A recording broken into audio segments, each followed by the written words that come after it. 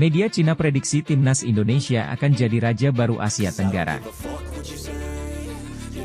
Justin Hubner tak diizinkan klubnya, Shin Tae-yong panggil bek Persib Bandung Kakang Rudianto. Pelatih timnas Irak mulai khawatir dengan kekuatan timnas Indonesia. Kabar baik, David Da Silva kembali berlatih bersama Persib Bandung.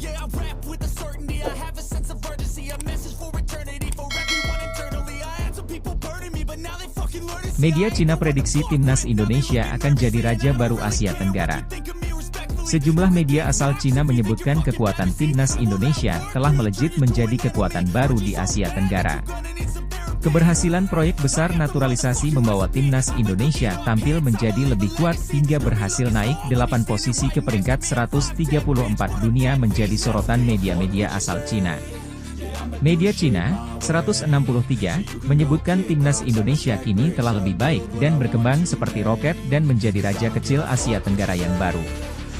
Dalam beberapa tahun terakhir, tim Indonesia mampu menindas tim seperti Myanmar dan Laos, tidak mudah untuk sesekali bermain imbang dengan Vietnam dan Thailand, akan tetapi, kekuatan timnas Indonesia saat ini telah melonjak jauh, hanya dalam beberapa tahun, mereka melonjak seperti roket, menjadi raja kecil Asia Tenggara yang baru, tulis 163 dalam artikel beritanya. Media tersebut menyebut timnas Indonesia berhasil mengalahkan timnas Vietnam 3 kali berturut-turut pada Piala Asia Qatar hingga kualifikasi Piala Dunia 2026 zona Asia. Pada babak penyisihan Piala Asia dan kualifikasi Piala Dunia, timnas Indonesia menghajar timnas Vietnam sebanyak 3 kali dan itu bukan suatu kebetulan, pemain naturalisasi telah membuat timnas Indonesia semakin kuat, tulis 163. Dalam kemenangan 3-0 atas Vietnam baru-baru ini, tim Indonesia memiliki 6 pemain naturalisasi di starting 11 yang sebagian besar berasal dari Liga Papan atas Eropa seperti Eredivisie, Belgia, dan Serie B. Kurang dari setengah jam pertandingan berjalan, kolaborasi 3 pemain Eredivisie dari timnas Indonesia dan 1 pemain Serie B sukses mencetak 2 gol, Jay Itzes dan Ragnar Oratmangoen, membuat tim Vietnam tidak mudah melawan, tulis 163 menambahkan. Selain media 163, media Cina lainnya yakni YCWD juga mengapresiasi kesuksesan naturalisasi timnas Indonesia yang mampu mengalahkan Vietnam berturut-turut. Pada babak kualifikasi Piala Dunia sebelumnya Vietnam kalah berturut-turut oleh timnas Indonesia yang dibantu pemain naturalisasi, yang langsung berujung pada pemecatan pelatih Philippe Troussier, tulis YCWD. Media Cina lainnya, New Kiki juga mengulas kesuksesan naturalisasi timnas Indonesia. Dalam maraknya naturalisasi di sepak bola Asia baru-baru ini, tim Indonesia menaklukkan 2 kali tim Vietnam melalui strategi naturalisasi yang menarik perhatian luas. Kesuksesan tersebut tak hanya membuat tim Indonesia bisa melaju ke 16 besar, tapi juga membuat negara-negara Asia lainnya mulai mengkaji ulang pentingnya peran pemain naturalisasi dalam meningkatkan kekuatan timnas, ucap New Kiki. Justin Hubner tak diizinkan klubnya, Shin Tae-yong panggil bek Persib Bandung Kakang Rudianto. Pelatih timnas U23 Indonesia gerak cepat dalam pemanggilan pemainnya untuk berlaga di Piala Asia U23 2024. Secara mengejutkan, pelatih timnas U23 Indonesia Shin Tae-yong memanggil bek Persib Bandung, Kakang Rudianto. Pemanggilan tiba-tiba Kakang Rudianto sendiri, dikarenakan krisisnya lini belakang timnas U23 Indonesia. Dikabarkan ada 2 pemain dipastikan akan absen sebelum melakoni pemusatan latihan TC di Dubai, Uni Emirates Arab. 2 pemain tersebut ialah Justin Hubner dan Alveandra Dewangga. Untuk Dewangga, dikabarkan tak bisa membela timnas Indonesia U23 karena harus menjalani operasi kecil karena ada benjolan di dekat ketiaknya. Sedangkan untuk Justin Hubner alasannya karena klubnya Cerezo Osaka tak memberikan izin. Cerezo Osaka dikabarkan masih ingin membutuhkan jasa Justin Hubner. Pasalnya, klub asal Jepang itu dalam tren apiknya musim ini. Seperti kita ketahui, Justin Hubner sendiri baru bergabung dengan Cerezo Osaka pada bulan Maret 2024 lalu dan belum melakoni debut. Melihat statistik Kakang Rudianto di Persib Bandung, ia telah tampil mengawal Maung Bandung sebanyak 11 kali di Liga 1 2023-2024. Dari 11 penampilannya tersebut, ia telah mendapatkan menit bermain sebanyak 762 menit. Menariknya, 11 kali penampilannya bersama Persib Bandung, Kakang Rudianto belum sekalipun merasakan kekalahan. Pemain berusia 21 tahun itu juga berhasil mengantarkan Persib Bandung menduduki urutan kedua dengan mengemas 55 poin di Liga 1 musim ini. Menariknya lagi, ini pertama kalinya Kakang Rudianto tampil mengawal timnas Indonesia U23. Sebelumnya, ia tampil memperkuat timnas U20 Indonesia sebanyak 12 kali dan berhasil mencetak 2 gol.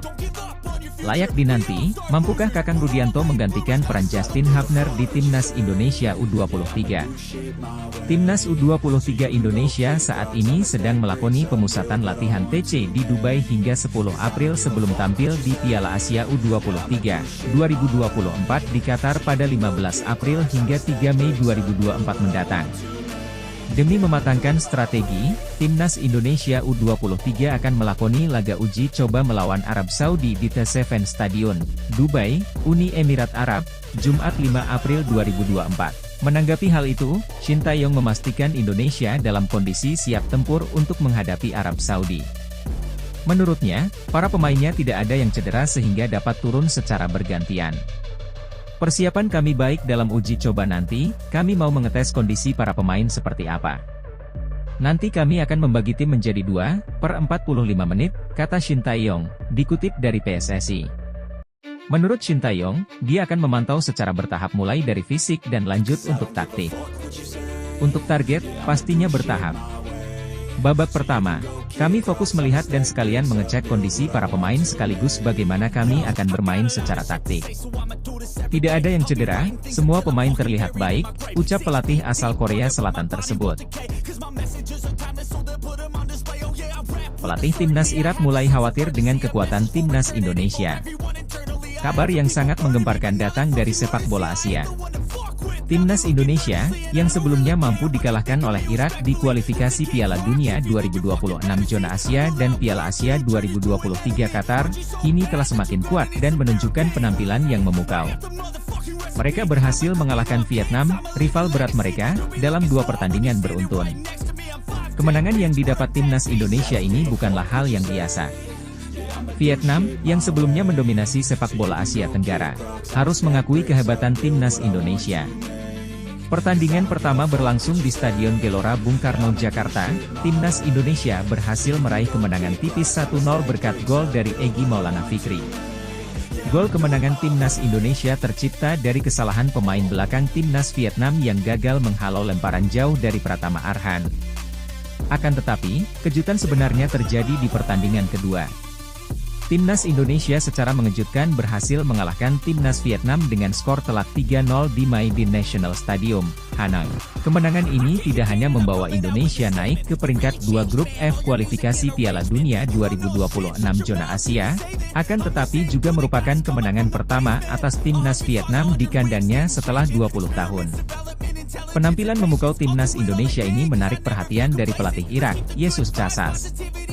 Meski timnya sebelumnya berhasil mengalahkan Indonesia dengan skor 5-1, Casas mengungkapkan kekhawatirannya menjelang pertemuan kedua mereka pada Juni 2024 mendatang.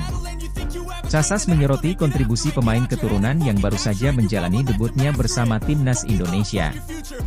Menurutnya, para pemain ini memberikan tambahan kekuatan yang sangat baik kepada timnas Indonesia. Mereka tampil memukau ketika 2 kali mengalahkan Vietnam, ujar Yesus Casas, dikutip dari TV One News, Jumat.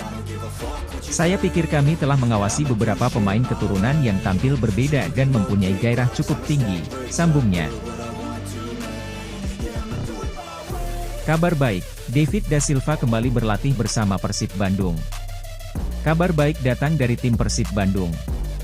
David da Silva, yang sebelumnya dikabarkan mogok latihan dan bermain, kini akan kembali bergabung dalam sesi latihan tim pada Jumat 5 April 2024 di Stadion Sidolik di Jalan Ahmad Yani, Bandung. Karena masalah sisa uang muka yang belum dibayarkan manajemen Persib Bandung, penyerang asal Brasil tersebut sebelumnya menghentikan latihan dan pertandingan. Menurut Teddy Cahyono, Direktur Olahraga PT Persib Bandung bermartabat, proses administrasi untuk perpanjangan kontrak Persib Bandung telah diselesaikan dengan baik. Perlu kami sampaikan, bahwa persoalan administrasi kontrak yang terjadi sebelumnya sudah selesai, dan kami mewakili Persib menghaturkan permohonan maaf kepada pihak-pihak yang terganggu atas spekulasi dan publikasi akhir-akhir ini, ujar Teddy dalam rilis yang diterima FIFA. Teddy juga menjelaskan bahwa agen dan pemain sudah mau bekerja sama dengan baik dan memiliki hubungan profesional yang baik, masalah akhirnya dapat diselesaikan dengan baik. Selain itu, semua pihak telah bekerja keras dalam beberapa hari terakhir untuk menyelesaikan administrasi kontrak ini.